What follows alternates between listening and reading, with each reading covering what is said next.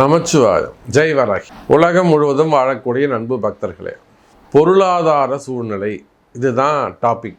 அதிலும் பிறந்திருக்கக்கூடிய இந்த புது வருஷம், அதாவது இங்கிலீஷ் இயர் நீங்கள் எடுத்துக்கக்கூடாது, அந்தந்த தமிழ் வருஷம். இப்போ நம்ம சொல்ல போகிறது தமிழ் வருஷம். தெலுங்காக இருந்தால் தெலுங்கு வருஷம்னு நினச்சிக்கோங்க.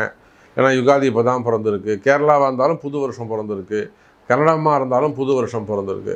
அப்போ நமக்கு நம்ம தமிழ் இயர் தான் புது வருஷம். ஏன்னா அதை பேஸ் பண்ணி தான் அந்த கிரகங்கள்லாம் அமையுது. அப்போ இந்த புது வருஷத்தில் பராபவ வருடத்தில் இயர்ஃபுல்லாக பொருளாதார சூழ்நிலை எப்படி இருக்க போகுது, எக்கனாமிக்கல், ரெண்டாவது டிரான்சாக்ஷன் எப்படி இருக்க போகுது, ஃபண்டு ஃப்ளோ எப்படி இருக்க போகுது, கிரைசிஸ் அப்படின்னு சொல்லுவாங்க இல்லையா, வரவு செலவு, அது எப்படி இருக்க போகுது.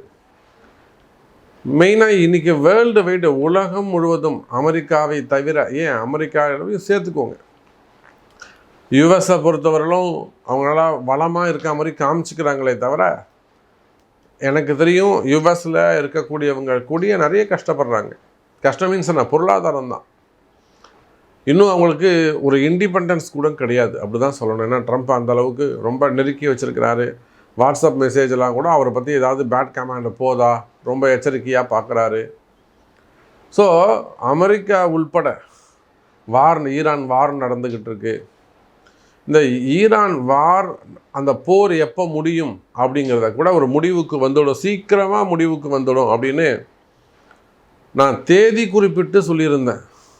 ஏப்ரல் 14ஆம் தேதிக்கு முன்பாக 14லேருந்து 16, 20 தேதிக்குள்ளே இந்த போர் முடிவுக்கு வந்துடும், ரொம்ப நாள் போகாது இது அப்படின்னு நான் மார்ச் மாதம் பதிவு போடும்போதே, ரெக்கார்ட் பண்ணும்போதே, ஷூட் போகும்போதே நான் சொல்லியிருந்தேன். இப்போ நீங்கள் முன்னாடி பதிவுகளை எடுத்து பார்த்தா உங்களுக்கு தெரியும், ஓப்பனிங்கில் சொல்லியிருப்பேன். அப்போ அந்த அளவுக்கு சொல்ல முடியுமானாக்கா அது சொல்கிறதுக்கு தான் ஜோசியம் இருக்குது. இந்த போர் ஏன் ஸ்டார்ட் ஆச்சுன்னா, சூரியன் எப்போ கும்பராசிக்குள்ளே வந்தாரோ, அதாவது மார்ச் 14ஆம் தேதி அப்படி வச்சுக்கோங்க, மார்ச் 14ஆம் தேதி அவர் வரத்துக்கு ஒரு வாரத்துக்கு முன்பாகவே அந்த வார் ஸ்டார்ட் ஆகிடுச்சு. காரணம், சனியுடைய வீட்டுக்கு சூரியன் ராகுவோட சேர்ந்து, இந்த சனி சூரியன் ராகு கிரக அமைப்பு சரியில்லாததுனால தான் அந்த போர் யுத்தம் நடந்தது. இதுதான் அந்த கிரக யுத்தத்துக்கான காரணம். இப்போ வார் முடிவுக்கு வந்துடுச்சு.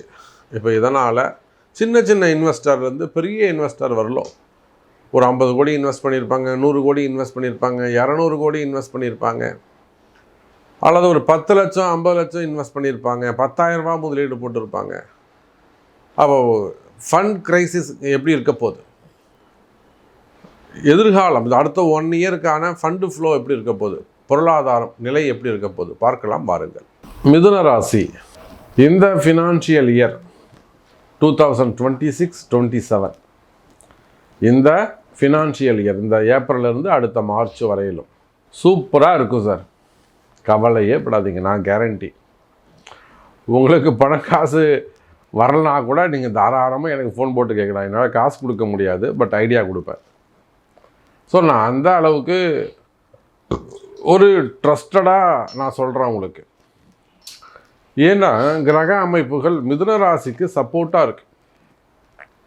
நிறைய இன்வெஸ்டர்ஸ் இப்போது இந்த ஷேர் மார்க்கெட்டு, ஸ்டாக் மார்க்கெட்டை பொறுத்த வரையிலும் 2 பேருக்கு தான் அதிர்ஷ்டமே. ஒன்று ரிஷப ராசி, இன்னொன்று மிதுன ராசி. இவங்க தான் அதுக்கு யோக்கியமானவர்கள், செலக்டட் பர்சன்ஸு.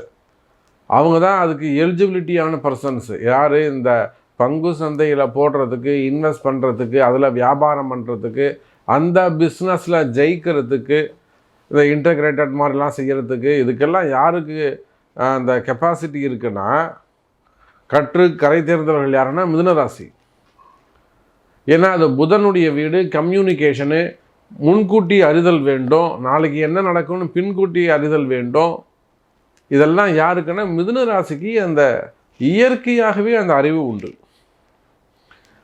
அப்போது உலகம் முழுவதும் வாழக்கூடிய மிதுன ராசி அன்பர்களே, இந்த ஃபினான்ஷியல் இயர் உங்களுக்கு சிறப்பானதாக இருக்கும். மெயினாக ஃபினான்ஷியல் கிரைசிங் சிறப்பானதாக இருக்கும். பயமாக இருக்காது, பயப்படாதீங்க, தைரியமாக இருங்க. இப்போ கூட நமக்கு ஒரு தொடர்பு கொண்டாங்க, பேசுனாங்க, அமெரிக்காவிலேருந்து பேசுனாங்க, யுஎஸ்லேருந்து பேசுனாங்க, அப்படியே கண்ணீர் விட்டு அழுதுட்டாங்க. ஒரு லேடி சரிங்களா, இப்போ தான் கொஞ்சம் கொஞ்சமாக அப்படி பார்த்து இன்வெஸ்ட் பண்ணியிருக்காங்க அவங்க வீட்டுக்காருக்கு தெரியாமல். அவங்க வீட்டுக்காரர் செய்கிறத பார்த்துட்டு இவங்க அவங்களுக்கு தெரியாமல் கொஞ்சம் மாதிரி இன்வெஸ்ட் பண்ணி கிட்டத்தட்ட ஒரு 3 கோடி ரூபா 3 கோடி ரூபாய் டோட்டலாக வந்து லாக்காகி போய் நினச்சி ஜீரோவில் வந்து நின்று போச்சு ட்ரேடிங்கில். கண்ணீர் விட்டு அழறாங்க. நீங்கள் திரும்பவும் அதை ஸ்டார்ட் பண்ணுங்கம்மா, இப்போ ஒரு நல்ல பீரியட் வருது, நிச்சயமாக நீங்கள் வந்து செய்யலாம் அப்படின்னு நான் உங்களுக்கு ஒரு நம்பிக்கை கொடுத்துருக்குறேன். அப்போ உலகம் முழுவதும் வாழக்கூடிய மிதுன ராசி என்பர்களே, நீங்கள் கம்பெனி வச்சு நடத்தக்கூடியவங்களாக இருக்கலாம், ஃபேக்ட்ரி வச்சு நடத்தக்கூடியவங்களாக இருக்கலாம், எக்ஸ்போர்ட் இம்போர்ட் பண்ணக்கூடியவங்களாக இருக்கலாம், சிறு கடைகள் வச்சு நடத்தக்கூடியவங்களாக இருக்கலாம், சின்ன சின்ன பிஸ்னஸ் பண்ணக்கூடியவங்களாக இருக்கலாம், ஸ்மால் ஸ்கேல் இண்டஸ்ட்ரி மாதிரி சின்ன சிறு வியாபாரிகளாக இருக்கலாம், இல்லை வருஷத்துக்கு ஒரு 50 கோடி 60 கோடி பண்ணக்கூடியவங்களாக இருக்கலாம், 100 கோடி பண்ணுறவங்களாக இருக்கலாம். புரியுதா? அப்போ நீங்கள் சின்ன சின்ன வியாபாரிகள் இருந்து கடைகள் வச்சு நடத்தக்கூடியவங்க, மெடிக்கல் ஷாப் பண்ணக்கூடியவங்க, மெடிக்கல் ஷாப்பே ஒரு பெரிய அளவில் பண்ணக்கூடியவங்க, சூப்பர் மார்க்கெட்டு, இன்னும் அதை வந்து பிளிங்கிட் மாதிரியோ இல்லை வந்து டிமார்ட் மாதிரியோ ஒரு பெரிய அளவில் பண்ணக்கூடியவங்க, டிரான்ஸ்போர்ட் பிஸ்னஸ் பண்ணக்கூடியவங்க. டிரான்ஸ்போர்ட்டு எவ்வளோ ஒரு விஷயம் இருக்குது, அதில் ஒரு 40 லாரி 50 லாரி ஓடும். அப்போ அந்த மாதிரிலாம் வச்சு விடுங்க. பஸ்ஸு வச்சு நடத்தக்கூடியவங்க. புரியுதா? அதே போல் அரசியல் தலைவர்கள், அரசியலில் நிறைய அவங்க இன்வெஸ்டர்ஸ் இருப்பாங்க. இன்னும் சொல்லப்போனால் டுபாக்கோ போன்ற பொருட்கள், இல்லைனா வந்து இல்லீகலாக மறைமுகமாக செய்யக்கூடிய பிஸ்னஸ், வெளியில் சொல்ல முடியாமல் மறைமுகமாக செய்யக்கூடிய பிஸ்னஸ், அதில் ஏதாவது ஒரு பெரிய சிக்கலில் போய் மாட்டிக்கிறது. இப்போ நம்ம நிறைய பார்க்குறோம். இப்போ கூட ஒரு முக்கியமானதுக்கு ஒரு அட்வைஸ் கொடுத்துருக்குறோம், சப்போர்ட் பண்ணியிருக்கிறோம். எதுக்குன்னா அவங்க ஒரு சிக்கலில் போய் மாட்டிக்கிட்டாங்க, அதான் விஷயம். இத்தனைக்கும் அவங்க நம்ம கல்ச்சரை நம்பாதவர்கள். அப்போ கூட அவங்களுக்கு வந்து கருணையின் அடிப்படையில் சரி சொல்கிறோங்க அப்படின்னு சொல்லிட்டு சொல்லியிருக்கோம்.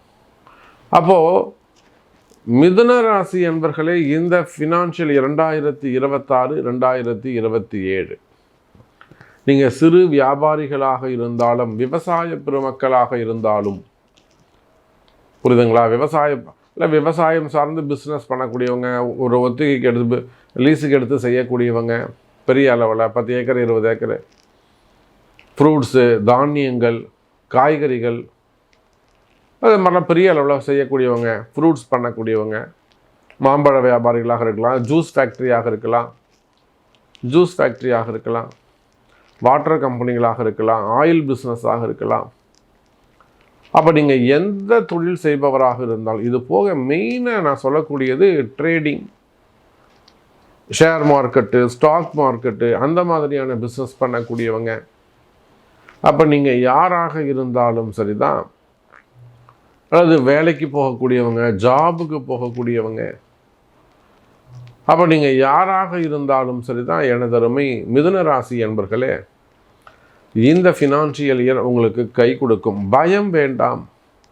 நான் அவ்வளோ போட்டு இன்வெஸ்ட் பண்ண சாமி, இப்போ ரொம்ப ரேட்டு கம்மியாக இருக்குது, டோட்டல் லாஸ் ஆகிடும், லைஃபே போயிடும், அப்படிலாம் ஒன்றும் பயப்படாதீங்க. தைரியமாக இருங்க. வருமானம் வந்து சேரும், டிரான்சாக்ஷன்ஸ் நல்ல முறையில் இருக்கும், வாழ்க்கையில் நல்ல முன்னேற்றங்கள் இருக்கும், கவலை வேண்டாம் மிதுன ராசி அன்பர்களே. இது போக ஸ்பெசிஃபிக்காக எனக்கு இந்த வருஷம் எப்படி சார் இருக்கும், எனக்கு நீங்கள் சொல்லுங்கள் அப்படின்னு கேட்பீர்களே ஆனால், அதுக்கு பரிகாரங்களும் வேணுமே ஆனால் உங்களுடைய பிறப்பு ஜாதகத்தை கொண்டு தெரிந்து கொள்ளுங்கள் மிதுன ராசி அன்பர்களே.